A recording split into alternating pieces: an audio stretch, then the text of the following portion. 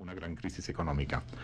Ahora bien, el Banco Central hace eso y el gobierno puede hacer lo mismo, pero por vía impositiva.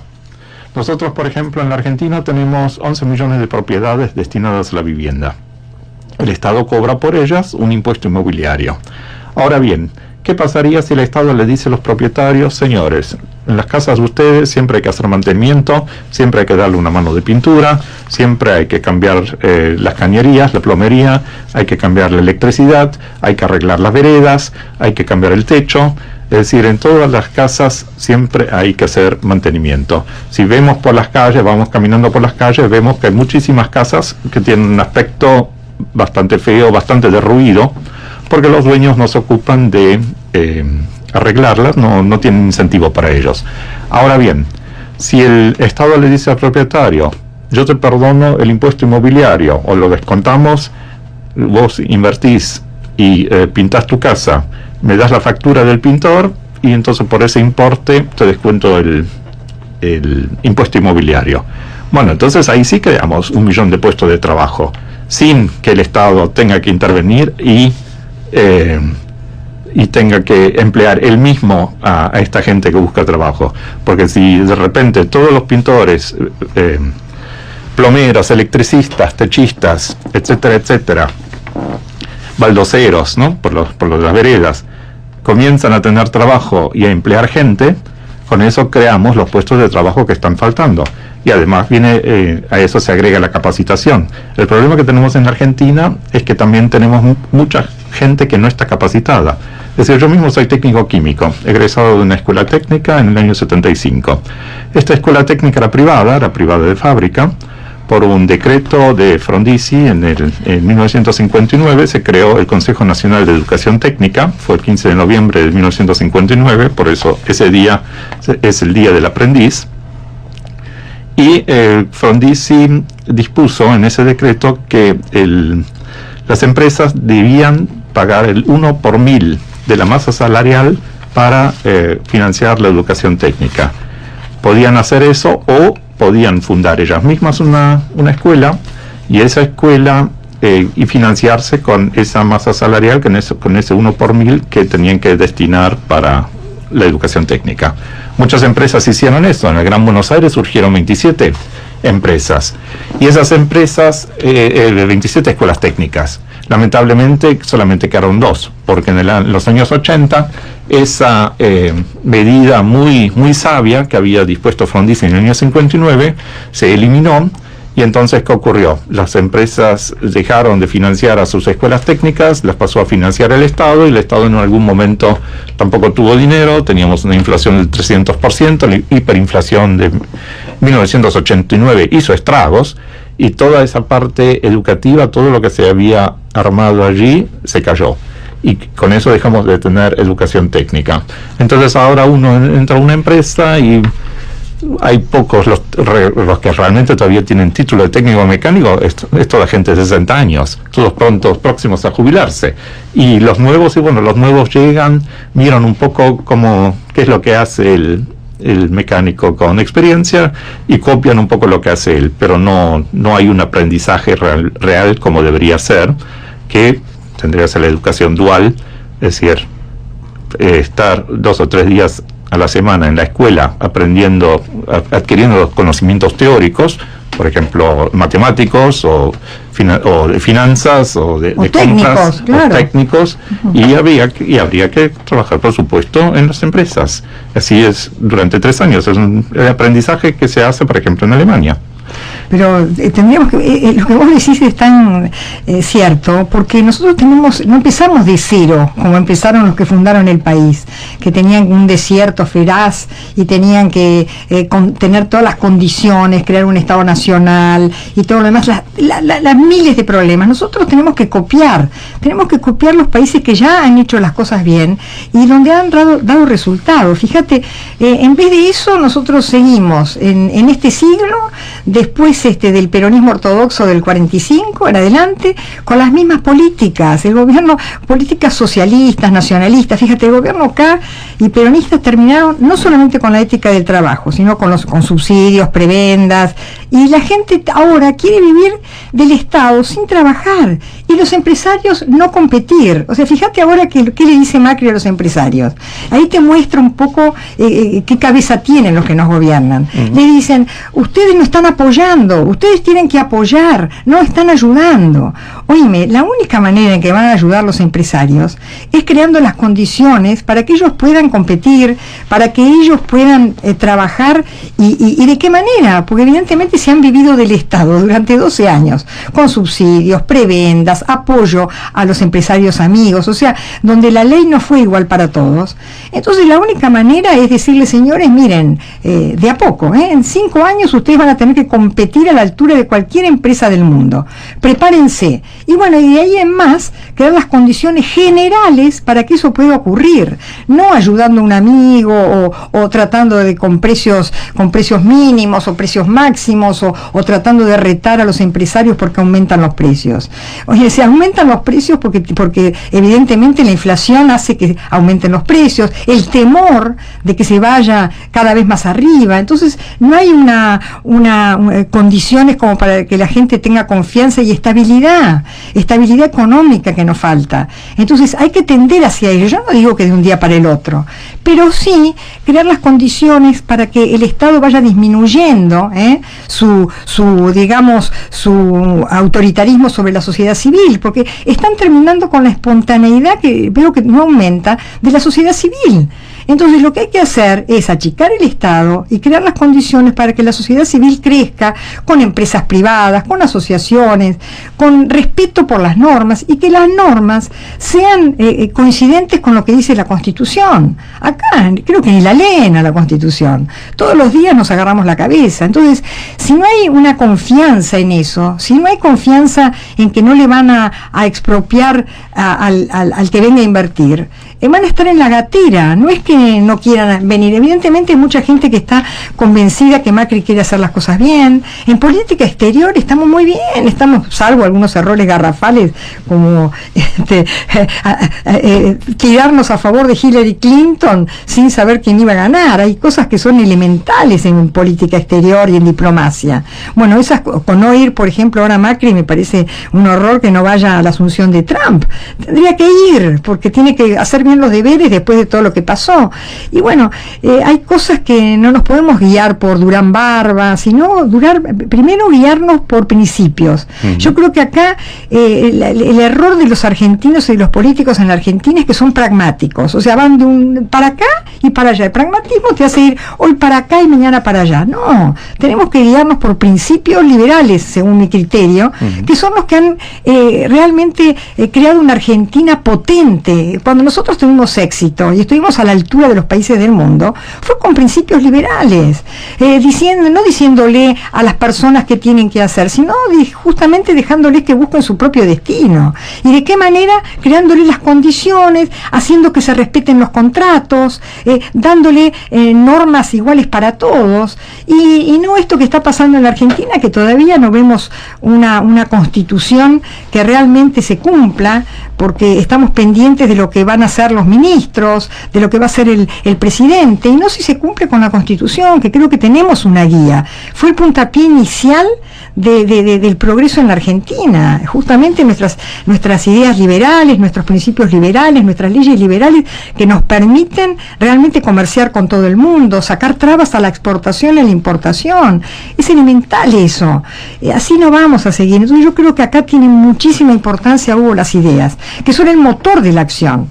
Y las ideas tienen que ser liberales, y le tienen miedo al liberalismo, cuando el liberalismo nos dio justamente el federalismo, nos dio la opinión pública institucionalizada, instituciones republicanas, voto para toda la sociedad, o sea, el mercado del voto. Bueno, nos ha dado todo lo que nosotros consideramos elemental para tener un mejor nivel de vida y para que el conflicto político vaya por un camino que tenga que ver con un camino por la vía pacífica. Nada más que eso es la democracia. Bueno, eso, todas las instituciones que tenemos que funcionan son instituciones liberales. Sí. Tenemos que volver a eso, ¿no crees, Hugo? Sí, absolutamente. Es decir, la Constitución de 1853, con su reforma de 1860, que fue en definitiva lo que posibilitó la Unión Nacional, y de ahí en adelante empezamos a avanzar.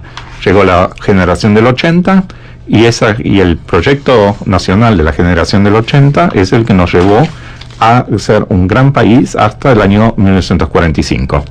Cuando después sube Perón y todo el dinero acumulado del Banco Central, o el oro mejor dicho, porque era prácticamente todo oro, se reparte sin crear una base económica, sin crear una base que permitiera que ese dinero que se invirtió vuelva a generar más riqueza. No, se repartió lo que había y allí empezamos a declinar en los últimos 70 años. Pero Hugo, justamente estás hablando, ¿sabes de qué estás hablando? De populismo. O sea, ¿en qué se basa el populismo?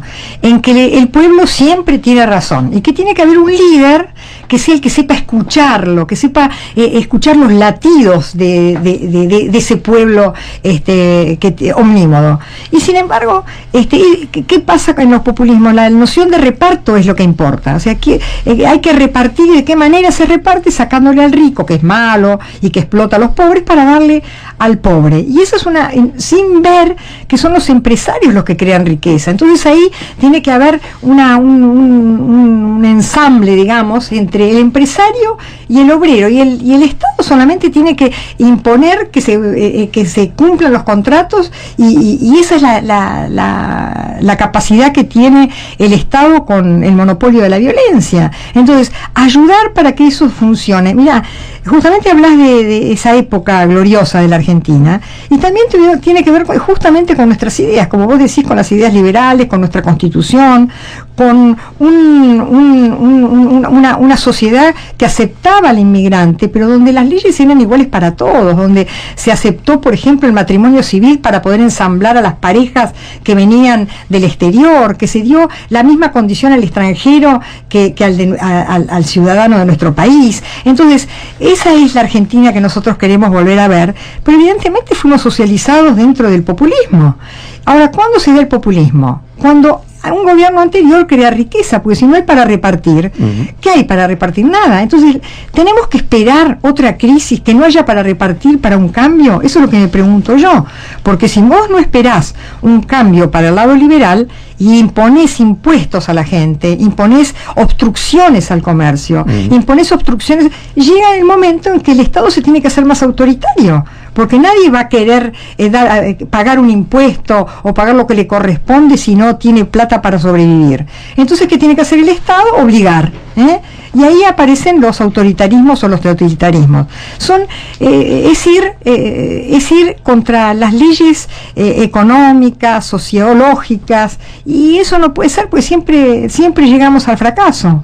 No sé qué decís vos. No, es así, justamente lo que hemos vivido los últimos 12 años. En la presidencia de Kirchner, que salió de la crisis económica del 2001, gracias a Labaña también, pero ¿qué hizo Labaña? Labaña subió mucho el dólar, tenía un dólar alto, porque entonces con eso fomentaba las exportaciones, y tenían los dos pilares, que eran el superávit fiscal y el superávit externo, el superávit de comercio exterior. Eso se perdió a lo largo de los años. Por supuesto, se impusieron las retenciones a la soja, el 35%, y cuando las quisieron subir al 43% y que fueran móviles, bueno, ahí el campo dijo basta. Eso fue en el 2008. Y entonces, ¿qué hicieron? Todas, como esas 300.000 personas no podían seguir financiando a los 40 millones restantes, entonces empezaron a agarrarse todas las cajas que había. Estatizaron las AFJP, con eso... Terrible. Con eso le robaron al ahorrista, el que ahorraba para su jubilación, le sacaron sus ahorros. Por otra parte, mantuvieron a los jubilados en la miseria, no les pagaban lo que había que pagarles, porque ANSES sirve para financiar todo tipo de cosas menos las jubilaciones, y la plata de ANSES es de los jubilados, es de los que aportan. Entonces, lo que entra hoy por aporte, mañana se le paga al jubilado. Así es como funciona en todo el mundo. Y no se usa ese dinero para hacer especulaciones financieras, que es lo que se está haciendo, o para financiar otros planes que nada tienen que ver con la jubilación. Para eso tiene que haber otras cajas.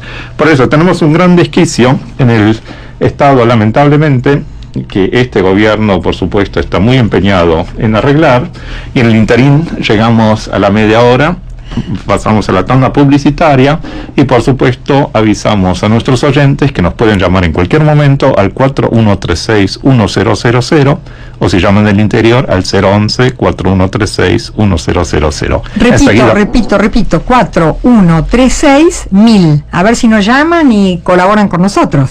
Muy bien, entonces enseguida volvemos.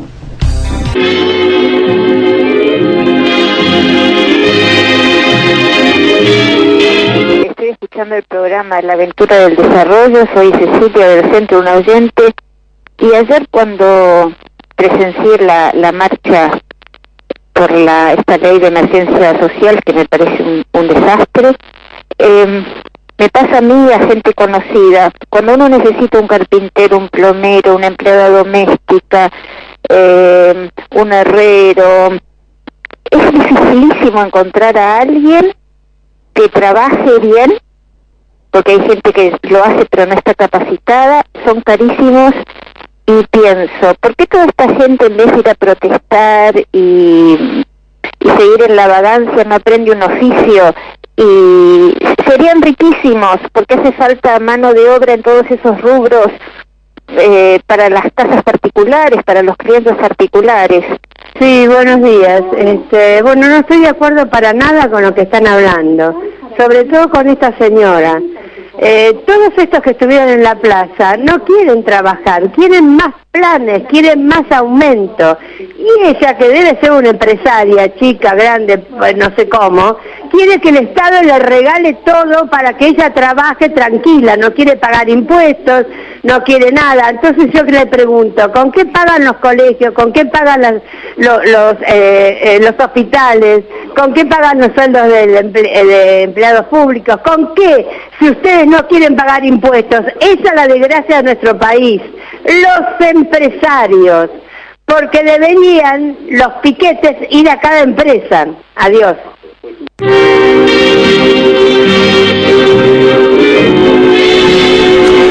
Bueno, agradecemos a nuestros oyentes sus contribuciones. Enseguida vamos a hablar de las mismas. Me olvidé de pasarles antes hora y temperatura. Son las 12:32, tenemos 23 grados de temperatura, un día primaveral, realmente un muy hermoso día de noviembre, un poco nublado quizás, pero bueno, mientras no pique el sol, sí, a los 23 grados estamos todos muy bien. Vemos qué hermosos que están los jacarandás florecidos en la ciudad de Buenos Aires. El invierno estuvo bueno porque permitió que la naturaleza se renovara, y ahora estamos todos en verde y en la flor. Con respecto a la ley de emergencia social, voy a explicar un poquito cómo se ha generado y en qué punto está en este momento. Perdón, después le voy a contestar a la señora. Sí, por supuesto, Elena. Aparte, también yo tengo algo que decir al respecto. Sí, bueno, la ley de emergencia social es una iniciativa del senador Abal Medina, que antiguamente también fue jefe de gabinete y que también está involucrado en los temas de Cristina. Incluso a la misma Cristina le echó la culpa a su jefe de gabinete por todo el desquicio, toda la corrupción que se produjo, por ejemplo, en Vialidad Nacional, porque ellos refrendaron todo. Entonces ella como que se saca de encima ese fardo y se lo pasa a otros. Bueno, Abal Medina, que ahora es senador por la provincia de Buenos Aires, junto con Teresita Luna, senadora por La Rioja, llevaron adelante esta iniciativa para declarar la emergencia social y crear 1 millón de puestos de trabajo, sin decir muy bien quién va a pagar ese dinero, de dónde va a salir el dinero para pagar ese millón de puestos de trabajo. Y porque si nosotros hacemos las cuentas, es decir, por lo menos le van a tener que dar un sueldo mínimo con 7.000 pesos por mes, más las cargas sociales. Es decir, multiplíquenlo por 1 millón, ya estamos con 70.000 millones de pesos por mes. Es decir, ¿de dónde vamos a sacar ese dinero? ¿Vamos a seguir aumentando los impuestos que ya están muy altos? Por ejemplo, el monotributista, ahí no hubo ajustes en la cuota que tiene que pagar el monotributista. Si uno paga la cuota menor, que son 615 pesos, entonces no puede ganar más de 48.000 pesos por año. 48.000 pesos por año son 4.000 pesos por mes. Es mucho menos todavía que la jubilación mínima. Y de esas 4.000 pesos por mes todavía entrega 615 pesos, que es un 15%. Entonces, ¿cómo hace un monotributista para sobrevivir? El que paga el aporte mínimo. Por supuesto, factura hasta 48.000 pesos y después no factura más. Hace su trabajo en negro. Por eso, el problema impositivo hay que arreglarlo. Hay que simplificar ante todo las cosas, porque también dicen el trabajo no es ganancia. Bueno, pero sobre los sueldos en todo el mundo se pagan impuestos sobre los sueldos, pero hay que simplificar la cosa. Tiene que haber un impuesto a los ingresos netos y un impuesto a los bienes registrables, vale decir propiedades, autos, yates, caballos de carrera, lo que sean. Entonces, con esa base podemos recomponer la base impositiva. Yo soy enemigo del IVA. Yo pienso que el IVA habría que bajarlo bastante, es decir, no eliminarlo, pero sí bajar las alícuotas en lo posible a cero, para que estimular con ello también el consumo, y generar los impuestos por otra vía, es decir, a través de los ingresos de la gente y de las propiedades. Bueno, yo a la señora le digo que en la marcha de ayer, evidentemente, por supuesto que hay problemas en la sociedad actual y en la Argentina, y estamos en recesión, o sea que hay gente que sufre. No soy empresaria, para nada, sino que justamente estoy pensando en que primero que la asistencia social anima a las personas a volverse necesitadas, o sea que la asistencia tiene que ser para gente que realmente lo necesite, y además por un tiempo prudencial. No tiene que limitar el tiempo que pueden acogerse al subsidio, sino ayuda justamente a volverse necesidades de la gente. Entonces le piden al Estado, y la gente que tiene subsidio por hijo en vez de tener 2 tiene 4 o 6. Los que subsidian a la familia sin padre animan a romper a la familia. Bueno, eso ha pasado no solamente en la Argentina, esas son experiencias que tenemos y que por eso las decimos. Pero además, con respecto a los impuestos, por supuesto que tenemos que pagar impuestos, pero no morirnos en el intento. No puede ser que, como bien decía Hugo recién, que nos ahoguen y que entonces no se pueda generar riqueza, porque evidentemente desincentivan la eficiencia, desincentivan las ganas de trabajar. Eso es lo que estamos diciendo. El Estado debe castigar los delitos y velar por el cumplimiento de acuerdos voluntarios, pero no redistribuir la renta como quiere, sino que tiene que ser el mercado, la sociedad, usted, yo, la gente que hace un contrato tácito, por supuesto un contrato normal, para poder ofrecer lo que uno tiene al otro. Eso, cada uno tiene bienes que no tiene el otro, y eso se hace en el mercado. La gente se ocupa de vender y de comprar libremente y de redistribuir la renta por medio del mercado, que es la mejor manera. Y por supuesto que va a haber errores, pero mucho más errores los tiene un burócrata cuando reparte. Y cobrar impuestos distorsivos, de eso hablamos con Hugo, impuestos distorsivos como en la actualidad, evidentemente no crean eficiencia ni mejoran la renta nacional. Por eso estamos de acuerdo en eso, pero también respetamos su opinión. El gobierno, evidentemente, ayer este grupo que se manifestó en la plaza, en donde también el Papa estuvo detrás de la unidad entre la CGT y los piqueteros. Fíjense ustedes que acá no se arreglan entre partidos políticos, entre jefes políticos, sino que los mismos jefes de los sindicatos, los Moyano y toda esta gente, tienen el papel de partido político, le sacan el papel a quien lo debe tener, y están en la plaza pidiendo aumentos en la peor época del año, cuando todavía estamos en recesión, y apoyados también por los kirchneristas y también estuvo de alguna manera también parte de la oposición, no pensando en el bien del país, sino pensando en que esto puede perjudicar al gobierno. Nosotros estamos criticando al gobierno en algunas cosas, como vieron desde el principio, pero también estamos apoyándolo por otro lado para que haga las cosas bien, para que no se le vaya de las manos el gobierno, que haya estabilidad política, que haya estabilidad económica, y eso es lo que queremos. Entonces, no es que pensamos que somos empresarios y que los empresarios tienen la culpa el empresario. Evidentemente, eso no lo puede pensar, señora, usted, porque habrá empresarios que no quieren trabajar y contra eso estamos nosotros, sino estamos con los empresarios que quieren competir, y el empresario que quiere competir, por supuesto, tiene que tener condiciones para competir. Entonces, eso es lo que le estamos pidiendo al gobierno, que dé condiciones igualitarias a los empresarios de la Argentina y del exterior, y por supuesto los de la Argentina los puede ayudar de alguna manera diciéndole, bueno, lo esperamos 2 o 3 años, pero en 3 años tiene que estar a la altura de cualquier empresa que quiera competir en la Argentina. Y bueno, eso es lo que pedimos nosotros, señora. Muy bien, Elena. Seguimos teniendo más mensajes de nuestros oyentes y entonces ahora los pasamos a ver qué nos dicen. ¿Qué pasa? Después de 12 años o más que han vivido del Estado, todos, absolutamente todos, cuando este gobierno quiso hacer algo con las tarifas, que vivimos regalados, ¿no? Nos regalaban la energía. Fíjense lo que pasó. Le paran el país. Todos los días, yo vivo en la capital, todos los días hay problemas, todos los días, absolutamente. Exigen.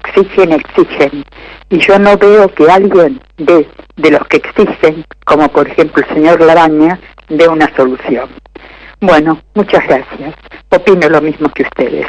A la señora periodista y al señor también, que han hablado y que desconozco sus nombres, porque es la primera vez que sintonizo en este Radio Concepto, me parece un concepto, valiendo la redundancia, de que es correcto. Yo, una persona mayor, me he desarrollado industrialmente en empresas fuertes y creo que ahora se trata solamente de elaborar un nuevo hijo para tener un nuevo subsidio. Creo que si no cambiamos este método estamos perdidos. Yo he asistido a las empresas, como muchos técnicos e ingenieros, hicimos una industria que ahora no la tenemos. Llamamos por industria Argentina, motonetas, heladeras, autos, lavarropas, en fin, no tenemos un desarrollo. A la reina de Villa Pueyrredón, se están tirando todo contra los empresarios, tanto de izquierda como de derecha. Yo quisiera saber si hay sindicalismo, cómo puede manejar una empresa, porque la señora habla en una utopía de la época, qué sé yo, no había sindicalismo, hay que estar negociando. Además, me gustaría que la señora que habla no fuera tan ansiosa, porque realmente parece que estuviera, me pone nerviosa escucharla. Hasta luego. Hola, sí, me gustaría saber, quizás lo que yo te voy a preguntar es distinto a lo que están hablando, pero me gustaría saber si ahora, el mes que viene, o sea, en el mes de diciembre, las pensiones no contributivas van a cobrar el bono, y si no lo cobran, porque tengo entendido, ¿por qué motivo? Habla Carlos Belgrano. El gobierno debería vetar ese compromiso social que sacó para dar gratis y aumentarlos a los pagos. Y si lo echan del gobierno a Macri, que se haga cargo el peronismo, que son los que siempre jorobaron al país como ahora. Y entre esos está el señor Pérsico, peronista de izquierda, no sé de dónde, que en la perra vida debe haber trabajado. Habría que cortarle la barba y ponerle un serrucho, un martillo, una pala para que vaya a trabajar y dé el ejemplo, por Dios. Soy Susana, miren, el programa excelente. No escuchen esa gente tan ignorante que hace la O con un vaso. Está bien, explíquenle, pero es predicar en el desierto. Muchas gracias, excelente el programa.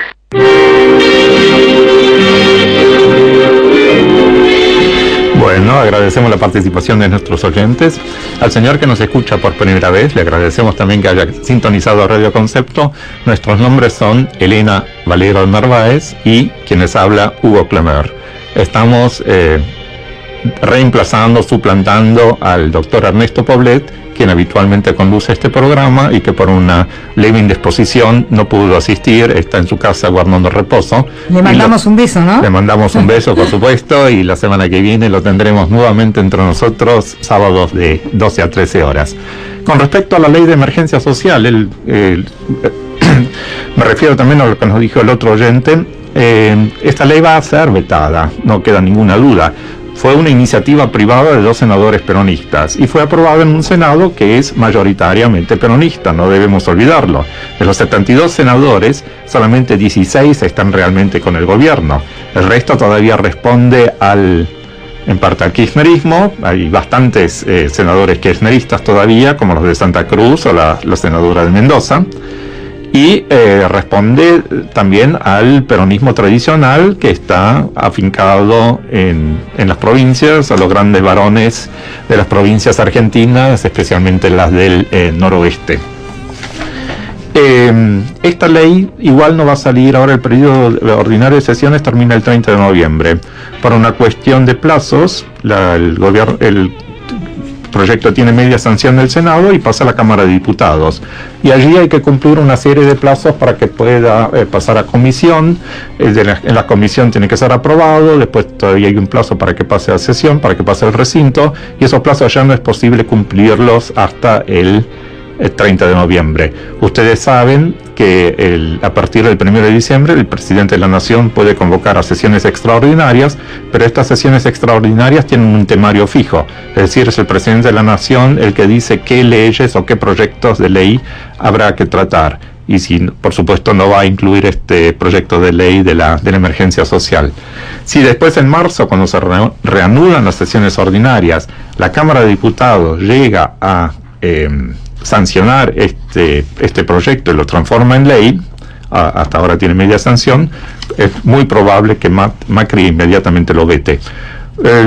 Sabemos que el veto solamente puede ser respondido por las 2/3 partes de ambas cámaras, y es muy poco posible que esto se alcance. Acuérdense de que ocurrió con la ley que dispuso el aumento de los sueldos jubilados al 82%. Cristina la vetó en menos de 24 horas, con el argumento el país no se suicida. Y claro, lo que pasa es que si tenía que pagar el 82% de jubilación, entonces no le quedaba plata para los otros chanchullos, ¿no? Entonces era claro que iba a vetar esa ley. Extrañamente nadie dijo nada, es decir, no hubo manifestaciones en la calle, los jubilados no salieron a protestar. Hubo sí manifestaciones bastante más tarde, también por otros temas, donde teníamos la avenida 9 de Julio llena. En cuanto al oyente que preguntó por el bono de las pensiones no contributivas, bueno, tenemos que averiguarlo, tampoco tenemos información al respecto. Supongo que la próxima semana, si nos escucha, podremos darle una respuesta a este tema. Perfecto. Bueno, seguimos siempre con el mismo tema. Agradecemos a quienes nos ayudaron en este programa para comentar un poco qué estaba pasando en la Argentina y cómo queremos ayudar de alguna manera, concientizando a la gente de que si bien la sociedad es esencialmente cooperativa y la médula de la cooperación es el trabajo, bueno, que estamos de acuerdo en que la gente debe tener trabajo, lo que estamos diciendo nosotros es que el trabajo tiene que surgir de empresas que vengan a la Argentina, y que tardan 3 o 4 años en producir como para poder dar empleos y sueldos acordes con el trabajo. O sea, es todo un trabajo muy arduo que hay que hacer después de una crisis como evitó evidentemente Macri al llegar al poder. O sea, están tratando de que la solución llegue, pero de forma gradual. Nosotros lo que estamos diciendo que a veces no hay que ir tan lento, sino que hay que apurarse un poco, porque si las soluciones no llegan, los problemas se acrecientan. Esa es la idea que tenemos nosotros acá en este programa, y por eso tratamos de ayudar de esa manera, tratando de evitar que los sindicatos tengan tanto poder como para obstruir las buenas acciones del gobierno. Eso es lo que queremos nosotros. Queremos también que el Papa, por ejemplo, argentino, que ayude de alguna manera, sin inmiscuirse en estos conflictos sociales, porque está prendiendo realmente fuego a una situación que no es de las mejores. Eso es lo que estamos diciendo en este programa, y estamos diciendo también que los impuestos distorsivos provocan evidentemente menos eficiencia en el trabajo, menos ganas de los empresarios de invertir, menos creatividad, porque la gente no quiere trabajar si no tiene, evidentemente no lucra, porque el lucro es importante. El fin de toda empresa, aunque no le guste a quien lo digo, es el lucro, es la ganancia. Y evidentemente si el empresario gana, el asalariado, o sea, el trabajador va a tener mejor salario. Eso es 2 más 2. Entonces estamos tratando de que la Argentina salga adelante, de que haya más empresas privadas, de que la sociedad civil se afiance con un sistema de partidos que puedan realmente discutir programas alternativos, que no tengamos miedo del que venga después de Macri y que vuelva atrás con las cosas que se hicieron bien, como pasó con el kirchnerismo después de la famosa década del 90, donde se hicieron cosas muy buenas. Por supuesto que hubo gasto público, no se hizo la reforma laboral y otras cosas con las que no estamos de acuerdo, pero tendría que haberse avanzado mejorando lo que había y no volver atrás como pasaron estos 12 años, y que por eso estamos ahora todo el mundo pensando en la gente que está en la calle, la desocupación, una economía que no arranca, el temor a tomar las medidas correctas. Evidentemente quien está en el poder y que llega al poder, el estadista, digamos, no cualquiera, tiene que tomar las medidas que deban tomarse, y a veces sacrificando inclusive su imagen.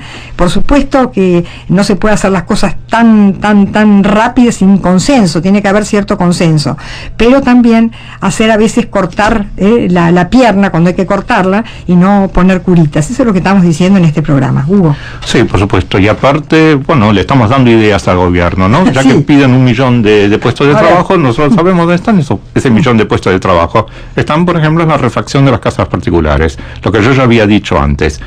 Si el gobierno da un incentivo para que la gente, el impuesto inmobiliario que paga, en lugar de pagar ese impuesto inmobiliario, lo usa para pagar a un técnico, a un pintor, a un electricista, a un baldocero, para que le haga arreglos en su casa, entonces con eso no solamente le da trabajo a este señor, sino que también le da trabajo a un montón de empleados que va a tener este señor, porque este señor por supuesto no va a poder hacer todo solo, y este señor va a tener que emitir una factura, y en ese momento blanqueamos la economía. ¿Por qué?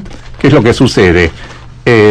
Blanqueando la economía, todo el mundo comienza a contribuir, se pagan aportes sociales, se pagan impuestos, y entonces con eso el Estado también puede reducir su déficit fiscal, porque al tener entradas adicionales y mantener el gasto estable, entonces tenemos un menor déficit fiscal, y la cuestión será llegar nuevamente al superávit que hemos perdido hace mucho tiempo.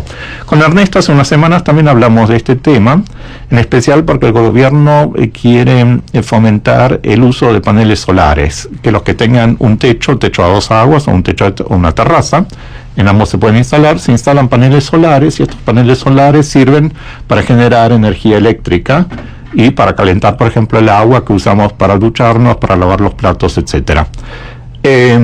Con este plan, aplicando este plan, también podría decirse a los propietarios, bueno, si ustedes instalan paneles solares para generar energía eléctrica, la energía eléctrica que usan ustedes en sus propios hogares, y el excedente se vende al Estado, se va a la red. Allí también tenemos una muy interesante fuente de creación de puestos de trabajo, porque toda esta tecnología, primero por supuesto hay que construir los paneles solares, va a haber nuevas fábricas que los hagan, y después va a haber un montón de gente que tenga que instalar todos estos aparatos, y entonces con ello también tenemos puestos de trabajo. Y paralelo a eso, por supuesto, no debemos descuidar la educación. La señora que había hablado antes, que no se consiguen plomeros, electricistas, etcétera, herreros, porque nadie conoce estos oficios, ya nadie domina estos oficios, tiene razón. El Estado en paralelo no solamente tiene que ofrecer estos incentivos, sino tiene que fomentar, pero fuertemente, la educación técnica. Es decir, todos tienen que salir de la escuela secundaria sabiendo un oficio, o con la capacidad suficiente para poder ingresar a la universidad. Pero nadie puede quedar afuera del sistema. La educación es primordial en este país para que podamos levantarnos, y tardará quizás una generación, pero si ahora se comienza con este programa, entonces en 30 años estaremos en un lugar totalmente distinto al que estamos ahora. Bueno, y como en este programa hemos hablado realmente de la libertad, la dignidad humana, la autonomía, la justicia para todos, que fueron el arma más poderosa con que contó Occidente y ahora buena parte de la comunidad internacional, hay que defender esa libertad, como vos decís, también en la educación. A mí me gustaría que googlearan a Edgardo Zablosky, que está haciendo una campaña enorme para que se le dé a los padres un voucher y los padres decidan a qué colegio debe ir su hijo, y de esa manera, como vos decís, crean la competencia. O sea, el que quiere una escuela técnica para su hijo, porque tiene realmente, ¿quién mejor que el padre para saber cuáles son las necesidades y disposiciones de su hijo? Entonces elige esa escuela técnica, y bueno, esa es la manera también, por medio de la libertad, de mejorar la educación. ¿Sí? Exactamente. Vemos que estamos de acuerdo, Elena, y bueno, todavía tenemos 5 minutos de programa.